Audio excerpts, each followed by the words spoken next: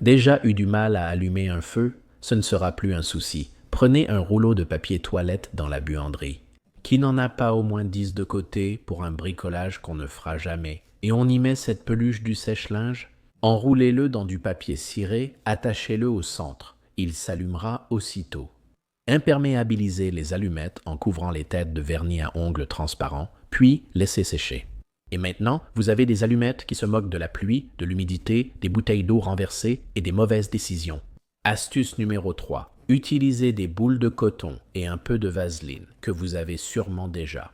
Imprégnez le coton de vaseline jusqu'à saturation. Ces boules s'enflamment d'une étincelle et brûlent plusieurs minutes. Franchement, c'est sûrement l'allume-feu le plus économique et efficace. Si vous êtes menuisier comme moi, vous avez de la cire partout dans votre atelier, dans vos chaussures, dans vos cheveux. Faites fondre un peu de cire de paraffine dans une casserole jusqu'à ce qu'elle soit liquide. Versez d'abord la cire, ajoutez un peu de sciure, encore de la cire, encore de la sciure, et terminez à nouveau par de la cire. Une fois que ça a refroidi, vous avez des blocs de combustible dense à combustion lente qui brûleront longtemps et faciliteront l'allumage de votre feu de camp.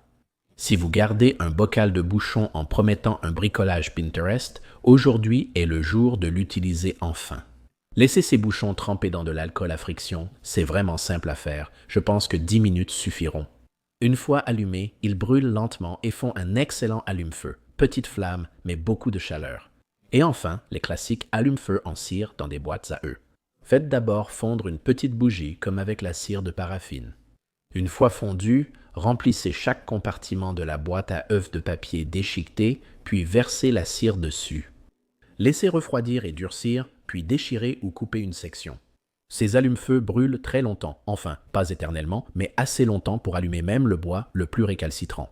Voilà, 6 astuces simples, économiques et incroyablement efficaces pour allumer un feu que vous pouvez réaliser chez vous avec des choses que vous avez probablement déjà. Essayez-en une et dites-moi laquelle fonctionne le mieux pour vous. En utilisant l'ancienne expression réduire, réutiliser, recycler. Eh bien, nous allons réutiliser certains de ces vieux bidons de lait et d'abord enlevons ces étiquettes pour tous ces projets. Nous allons d'abord percer des trous dans le fond des bouchons, les retourner et retirer ce qui traîne. Ensuite, remplissez le dos au niveau souhaité.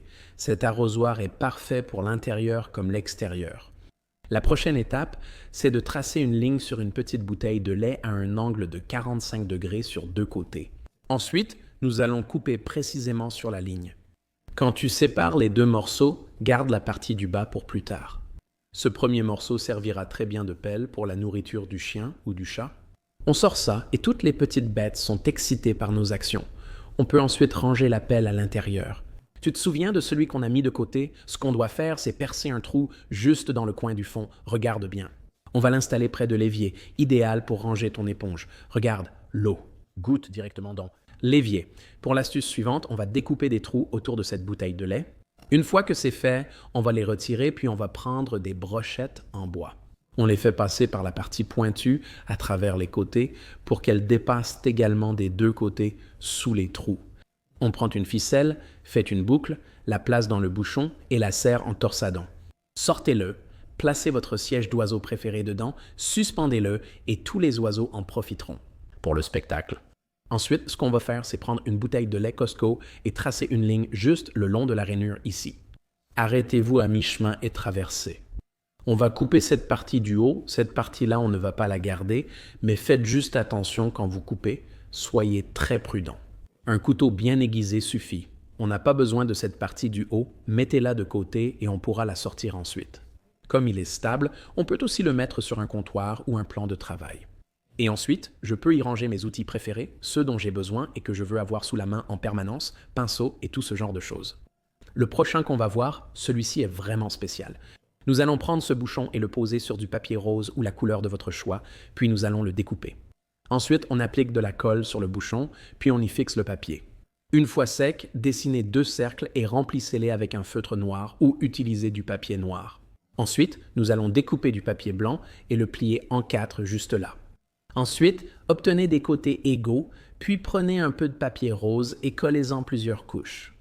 Comme vous voyez, on obtient une jolie forme ici. Découpez des cercles et ovales au hasard, puis collez-les sur le récipient. Ensuite, fixez le nez ainsi. Une fente est découpée sur le dessus pour apprendre aux enfants à économiser, réutiliser et recycler l'argent. Enfin, mais pas des moindres, nous allons reprendre cette cruche et la remplir à nouveau d'eau. Et ceci est une lampe frontale, vous allez la mettre dessus, comme si vous mettiez la lampe sur votre tête. Allumez la lumière et admirez cette lueur incroyable, elle décore aussi parfaitement le jardin. N'oubliez jamais, il est toujours bon de réutiliser des cruches de lait ou n'importe quel récipient, vous pouvez en faire de magnifiques objets artisanaux. J'espère que cela vous a donné envie de créer avec des cruches de lait. J'ai demandé à ma femme d'aller au magasin acheter des aimants ronds. J'ai de super astuces à vous montrer. D'abord, tapez-vous parfois sur un mur pour trouver le montant et accrocher un tableau. J'ai une méthode plus efficace. Passez un aimant sur le mur pour trouver le montant grâce au clou ou à la vis. Cela maintient la plaque de plâtre, idéale pour enfoncer ce clou et accrocher un tableau. Ensuite, j'irai à ma corbeille en métal pour réutiliser des sacs plastiques récupérés au magasin. En utilisant les aimants, ça va maintenir le sac en place chaque fois que j'en ai besoin. Je vais aussi prendre une baguette en bois et je vais coller un aimant à son extrémité avec de la super glue. Ça va être parfait au cas où je ferai tomber quelque chose dans le broyeur à déchets, entre les sièges de la voiture ou n'importe quoi de précieux. Je veux m'assurer de pouvoir le récupérer sans mettre la main là-dedans. L'étape suivante est aussi l'une de mes préférées. Je vais à l'atelier prendre un marteau de charpentier. J'utiliserai une mèche Forstner pour obtenir un trou rond et lisse. Une fois que j'aurai percé ça, je vais mettre un peu de super glue et y coller l'aimant. Je vais fixer du ruban adhésif pendant 30 minutes, puis le retirer une fois sec. Ce sera bien aligné avec le bas de mon marteau et parfait pour maintenir mes clous en place. Ça les maintient super bien et je n'ai plus besoin de les porter dans ma bouche. Pour la prochaine astuce, je vais prendre une planche à découper en bambou du magasin à 1 $. Je vais marquer 4 points au coin et 1 au centre avec ce forêt Forstner. Je vais percer quelques trous partiels dans la planche à découper en bambou. Je veux m'arrêter avant que ça ne traverse de l'autre côté. Une fois le perçage terminé, je vais reprendre de la super glue. Je vais en mettre dans chacun des trous. Une fois que c'est dedans, je vais prendre un aimant et je vais en mettre un dans chacun de ces trous. Maintenant, je n'ai pas besoin d'utiliser du ruban adhésif pour le maintenir parce que je peux simplement le garder à l'envers. La colle va mettre environ 30 minutes à sécher complètement. Ensuite, je coupe un ruban, fais un nœud, puis le colle avec de la super glue à chaque coin. Du même côté où j'ai mis les aimants, une fois que c'est sec et que ça tient bien, je vais l'accrocher au mur. Regardez ça. Une fois que c'est accroché, ça va devenir ce que j'appelle une belle étagère flottante magique. Elle va contenir tous les outils. Je vais la mettre dans la salle de bain. Vous pouvez y poser vos clés de voiture, c'est vraiment sympa. C'est comme une étagère magique qui tient les objets. La suivante est l'une de mes préférées. Je vais reprendre une planche à découper en bambou, mais cette fois je percerai seulement des trous aux 4 coins. Placez les aimants à l'intérieur et laissez sécher. Une fois que c'est fait, je vais percer un trou de chaque côté et ce sont ce que j'appelle mes trous pilotes. Et je vais placer ceux-ci sous le dessous de mes placards.